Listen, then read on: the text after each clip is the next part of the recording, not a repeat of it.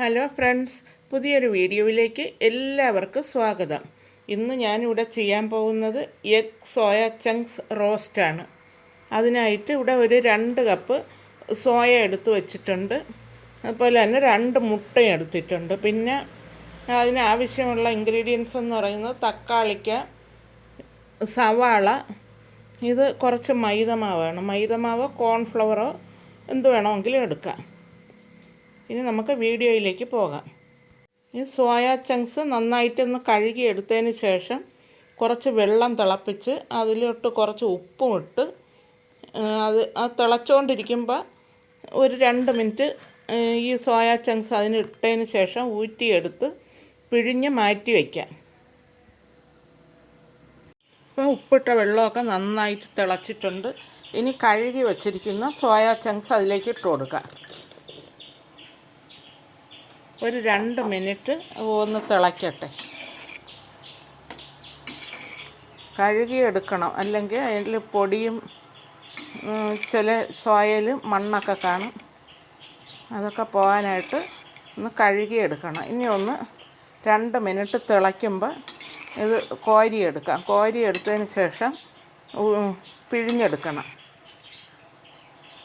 ഒരല്പസമയം കൂടെ ഒന്ന് തിളയ്ക്കട്ടെ. തിളപ്പിച്ച് പിഴിഞ്ഞെടുത്ത ഈ സോയ ചങ്ക്സ് ഒരു ബൗളിലേക്ക് ഇട്ട് കൊടുക്കുക. നന്നായി പിഴിഞ്ഞെടുത്തതാണ്. ഇതിലേക്ക് ഒരു നുള്ളു മഞ്ഞൾപ്പൊടി, ഒരു 1/4 ടീസ്പൂൺ മഞ്ഞൾപ്പൊടി ഇട്ട് കൊടുക്കുക. അതുപോലെ തന്നെ ഒരു ചെറിയ സ്പൂൺ മുളക് പൊടി ഇട്ട് കൊടുക്കുക. ഇത്രയും മതി. ഒരു ചെറിയ ടീസ്പൂൺ മുളക് പൊടിയും കൂടെ ഇട്ട് കൊടുത്തു. അതിൻ്റെ കൂടെ തന്നെ ഒരു 1/2 ടീസ്പൂൺ കുരുമുളക് പൊടി കൂടെ ഇട്ട് കൊടുക്കാം. ഇവിടെ തന്നെ പൊടിച്ചെടുത്ത കുരുമുളക് പൊടിയാണ്, അതും കൂടി ഇട്ട് കൊടുക്കാം. അതിലേക്ക് ഇനി ഈ ഇരിക്കുന്ന 2 മുട്ട ഉടച്ചൊഴിക്കാം.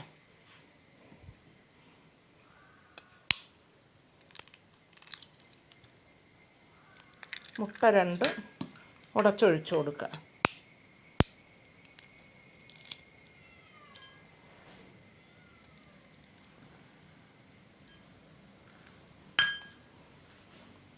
ഇതിലേക്ക് കുറച്ച് തേങ്ങാക്കൊത്തൂടെ ചേർക്കുന്നുണ്ട്. അത് നല്ല ഒരു ടേസ്റ്റാണ്. തേങ്ങാക്കൊത്തൂടെയൊക്കെ കടിക്കാൻ കിട്ടുമ്പോൾ നല്ല ഒരു ടേസ്റ്റാണ്. അത് നന്നായിട്ടൊന്ന് മിക്സ് ചെയ്തെടുക്കുക. നമ്മൾ ഉപ്പിട്ട് തിളപ്പിച്ച വെള്ളത്തിലാണ് ഈ സോയ വേവിച്ചത്. അതുകൊണ്ട് ഉപ്പ് പോരുന്നുണ്ടെങ്കിൽ ലാസ്റ്റ് ചേർത്ത് കൊടുക്കുക. ഇത് നന്നായിട്ട് ഒന്ന് മിക്സ് ചെയ്ത് നന്നായിട്ടൊന്ന് മിക്സ് ചെയ്യണം. ഇതിലേക്ക് കുറച്ച് മൈദ, ഒരു 2 ടേബിൾ സ്പൂൺ മൈദയും കൂടെ ചേർത്ത് കൊടുക്കുക.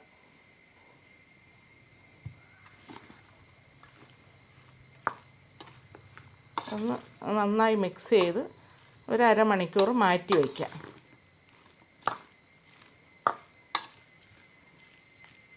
പാനിലേക്ക് കുറച്ച് വെളിച്ചെണ്ണ ഒഴിച്ച് അത് ചൂടായിട്ടുണ്ട്. ഇനി പുരട്ടി വച്ചിരിക്കുന്ന സോയ ചങ്ക്സ് അതിലിട്ട് പൊരിച്ച് കോരിയെടുക്കുക. അത് ഒന്നൊന്നായിട്ട് ഇട്ട് പൊരിച്ച് കോരിയെടുക്കുക.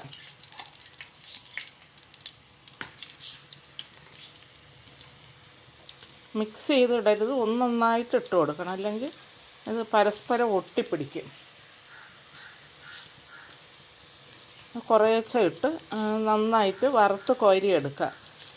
നമ്മൾ കോട്ടിങ് ഇട്ടിരിക്കുന്നത് കൊണ്ട് എണ്ണയൊന്നും അധികം കുടിക്കില്ല. അതായത് മുട്ടയും മൈദാമാവും ഒക്കെ പുരട്ടിയല്ലേ ഇത് വറുക്കുന്നത്, അതുകൊണ്ട് എണ്ണ കുടിക്കില്ല. ഈ സോയ ചങ്ക്സ് എല്ലാം ഞാനിവിടെ മറിച്ചിട്ട് കൊടുത്തിട്ടുണ്ട്. ഇനി ഒരു അല്പസമയം കൂടെ കഴിഞ്ഞ് ഇത് കോരിയെടുക്കാം. ഒരു ചെറിയ ബ്രൗൺ കളറാകുമ്പോൾ നമുക്കിത് കോരിയെടുക്കാം. സോയ ചങ്ക്സ് മുഴുവനും നല്ല കരികരിപ്പായി വറുത്ത് കോരി വെച്ചിട്ടുണ്ട്. എണ്ണയൊന്നും കുടിച്ചിട്ടില്ല. ഇനി ബാക്കി എണ്ണയിൽ മറ്റുള്ള ചേരുവകൾ ചേർത്ത് വഴറ്റാം. സോയ വറുത്ത് വരിയതിൻ്റെ ബാക്കി എണ്ണ ഈ പാനിലിരിപ്പുണ്ട്. അതിലേക്ക് ഒരു ചെറിയ കഷ്ണം ഇഞ്ചി ചതച്ചത്, ഒരു 5-6 അല്ലി വെളുത്തുള്ളി ചതച്ചതും കൂടി ഇട്ട് കൊടുക്കാം. അപ്പോൾ ഇഞ്ചിയും വെളുത്തുള്ളിയൊക്കെ നല്ല മണം വന്നിട്ടുണ്ട്.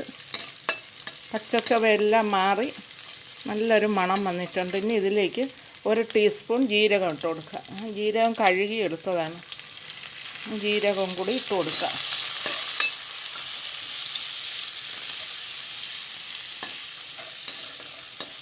ജീരകമൊക്കെ ഇപ്പം മൂത്തിട്ടുണ്ട്. ഇനി 2 ചെറിയ സവാള ചെറുതായിട്ട് അരിഞ്ഞത് അതിട്ട് കൊടുക്കാം.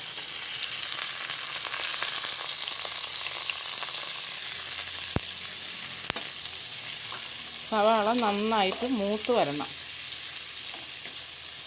അതുവരെ ഇളക്കി കൊടുക്കാം. ഇപ്പം സവാളയൊക്കെ നല്ല ഗോൾഡൻ നിറമായിട്ടുണ്ട്. ഇനി ഇതിലേക്ക് ആവശ്യത്തിനുള്ള ഉപ്പ് ചേർത്ത് കൊടുക്കാം.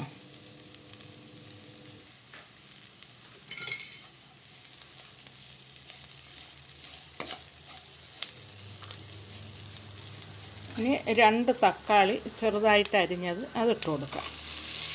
ഇനി തക്കാളി ഒന്ന് നന്നായിട്ടൊന്ന് വഴന്ന് അലുത്ത് വരണം.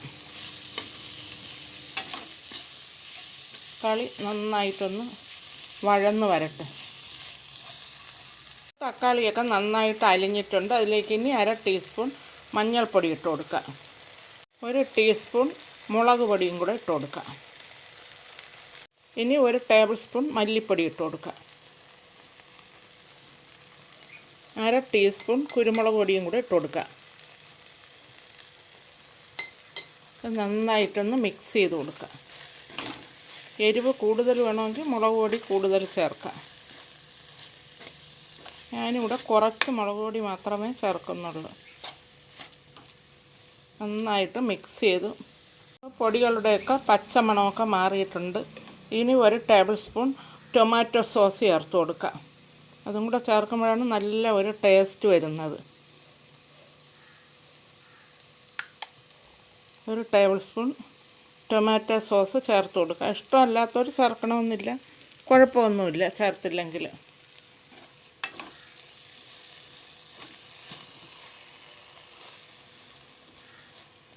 ഇനി ഇതിലേക്ക് സോയ ചങ്ക്സ് ഇട്ട് കൊടുക്കുക. നമ്മൾ വറുത്ത് മാറ്റി വെച്ചിരിക്കുന്ന സോയ അതിലോട്ടിട്ട് നന്നായിട്ടങ്ങ് മിക്സ് ചെയ്യാം. ഇതിൻ്റെ കൂടെ തന്നെ ഒരു 3 പച്ചമുളക് കീറിയതും കൂടി ഇട്ട് കൊടുക്കുക. നന്നായിട്ട് മിക്സ് ചെയ്തെടുക്കുക.